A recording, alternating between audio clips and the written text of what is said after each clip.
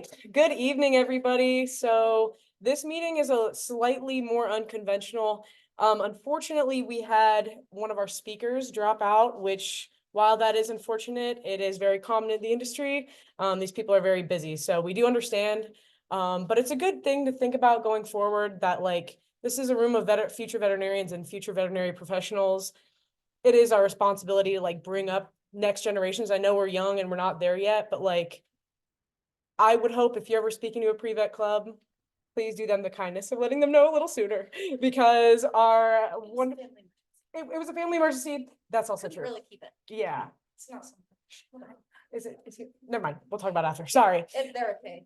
Okay. Is he okay? That would be. Okay, we'll figure it out. Sorry. Okay, squirrel. So instead of going through our companion animal meeting, which we'll have another one, so no problem there. We are going to focus on some VMCAS stuff today, try to answer some questions. It is a very confusing, long process that takes several years to kind of cultivate. So we have some experts here and people that have gotten interviews at vet schools and who have applied with VMCAS. So I'm going to pass it off to my friends over here to give you a couple announcements about stuff coming up, and then we'll get started. All right, first announcement is diversity inclusion meeting. Number 2 is tomorrow, 7 to 8 in Anderson. And that's kind of be a continuance of the VMCAS today, but we're going more in depth into experiences and how you can go about getting those experiences. We also will share some experience that the vet e-board has gotten as well throughout their years. And if you're interested, go ahead and bring a laptop if you can, because we're also going to have a template available to help you counting hours for the application.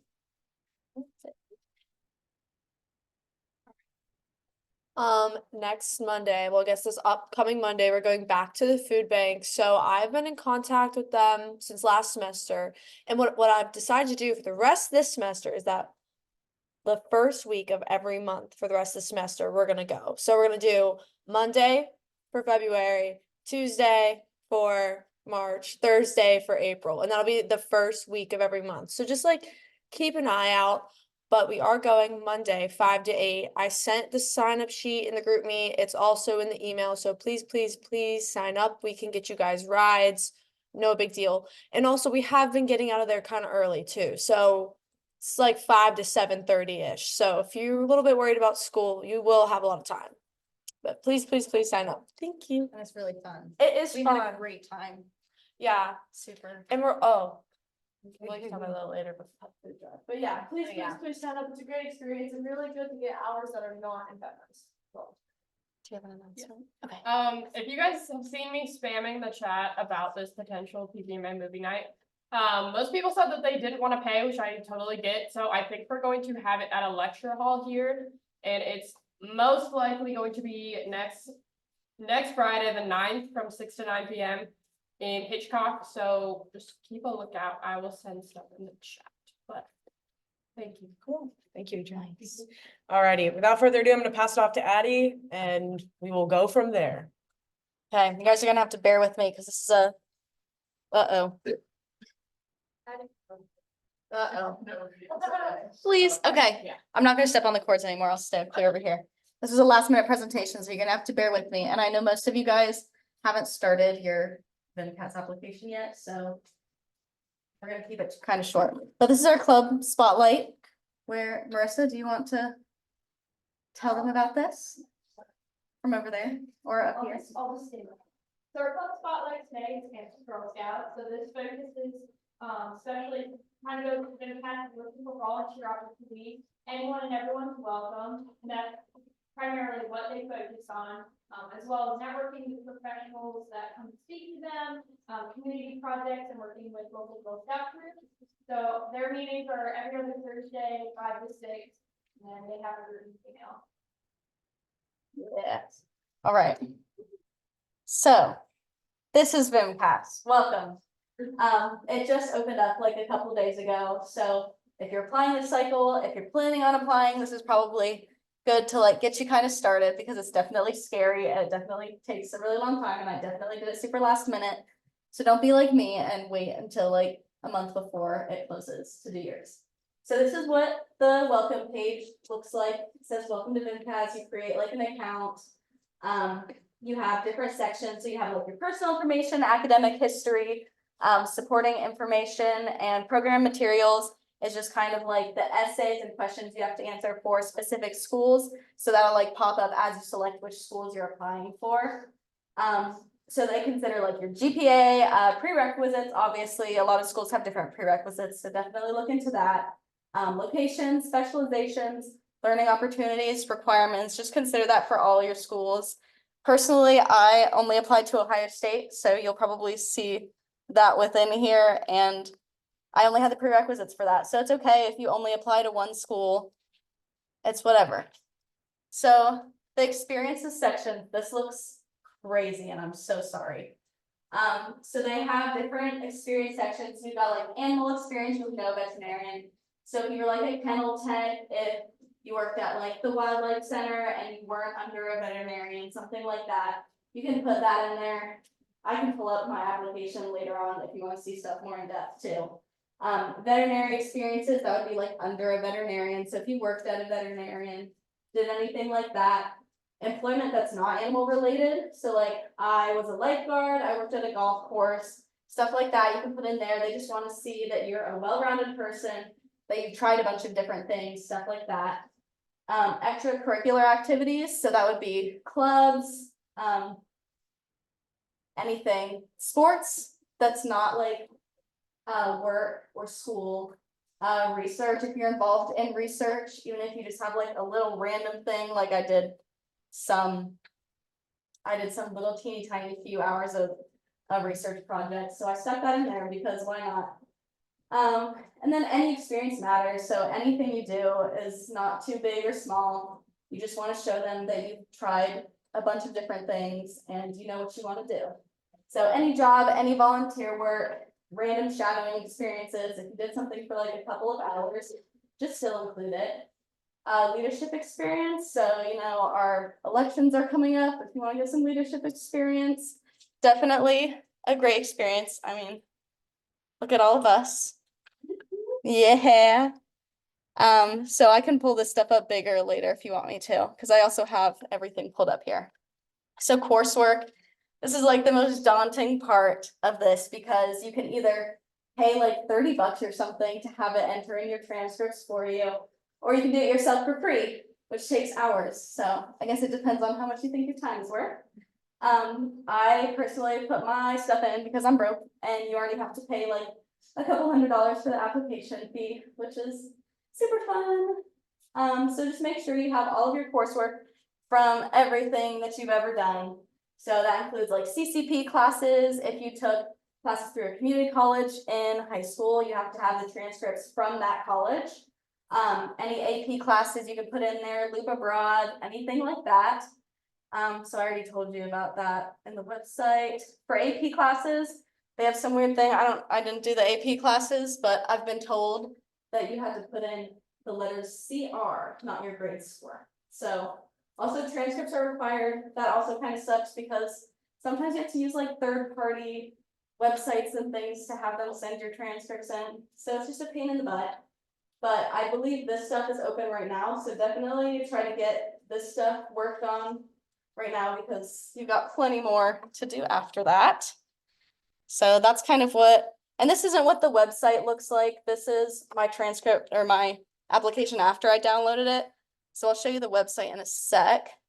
Achievements is another section. So this is where you put in any of your scholarships from like school. If you have an independent organization, give you a scholarship, any honors. So if you're on the dean's list, any recognitions you got, and awards. So like academic awards, sports awards, anything like that. And for the whole application, basically, it's basically high school and beyond. So things you did in like elementary school and middle school don't count, unfortunately. And then the most fun part, the personal statement. So this is basically, this is what the question is every year. It's just like, write whatever you want basically and tell us why you want to be a veterinarian. So you'll also see this recording on YouTube, so you can go back and read this if you haven't seen it already. But you basically just have to explain why you want to be a veterinarian, and you have to keep in mind some things like if you were here when we had Dr. Grum come talk to us. some things that you probably shouldn't say, as like the generic, I love animals, that's why I want to be a vet. So not something simple like that, and don't tell them that you want to be a veterinarian because you hate people, because that is somebody that you have to interact with every single day. So that wouldn't be super helpful. And then these people are reading everybody's application. They're reading a bunch of essays. So just make yours stand out, make it unique and memorable, and just say things that you think will resonate with people. And then have people proofread your essay. This is something that I probably should have done more of, but I was super last minute, so I didn't. But have people look at it and read it and make sure you sound genuine and make sure you sound like you're writing a good essay. And then recommendations. This is something that you need to think about pretty early on. So you do have to have a minimum of 3 recommenders to submit your application. One of those has to be a veterinarian, so keep that in mind. Make sure you're choosing people that write you an actually good letter of recommendation. So you might have people that you really love and that love you, but you just don't think that they'll write the best letter in the world, and you don't really want your letter to be super generic, like this person's a hard worker, and that's it. You want them to like really speak to your personality and talk about how good of a person that you are. So just make sure the person that you're having write your letter knows you really well and will write an actually good letter and a professional letter. So people to consider: veterinarians, obviously, professors, people that you've TA'd for is really great because they can speak to your work ethic. Vet techs, any other employers, mentors, advisors, if you have a good one that is actually present in your academic career. And then let them know pretty early on that you would like them to recommend you, because it's something that they have to put time into as well. And they are all busy people, especially if they're a veterinarian running their own practice like by themselves. They're gonna need to know ahead of time so they can work on that and proofread it and everything like that. And it also might be a good idea to tell them that the due date is a little bit before the actual due date, so you can make sure it gets done on time. And make sure you're like checking in with them every once in a while, make sure things are rolling, stuff like that. Okay, that's the end of my presentation. So now we're going to break up into small groups. So if you have questions, we're gonna kind of have some of our e-board members go through super fast. Oh my God, sorry, I talked really fast. So we're gonna split up into people that have gone through VMCAS, maybe people who have done interviews, and you can kind of come to us, ask questions. We can pull up our applications. I guess I could show you like the actual website. I know. Okay, this is the website. That's kind of scary, but so we've got these things, personal information. It's just going over who you are, like demographic information. You have to put in your family stuff. Academic history, high schools, colleges, transcripts, standardized tests, which aren't usually required. So that's just if you happen to take the GRE or something. Supporting information has your essay, your recommendations, experiences, achievements. Oh, licenses and certifications is one that I didn't go over. But I guess I don't remember having this. I'm pretty sure I put this in as experiences, but if you work for somewhere that is fear-free certified, if you took like the animal science course where you got your BQA certification, you can put that in there now, I guess. This was not a thing last time, so I was like, whoa, I didn't put that in there. So there's that now. And then, like I said, program materials, you have to like search up, like if I was gonna do Ohio State.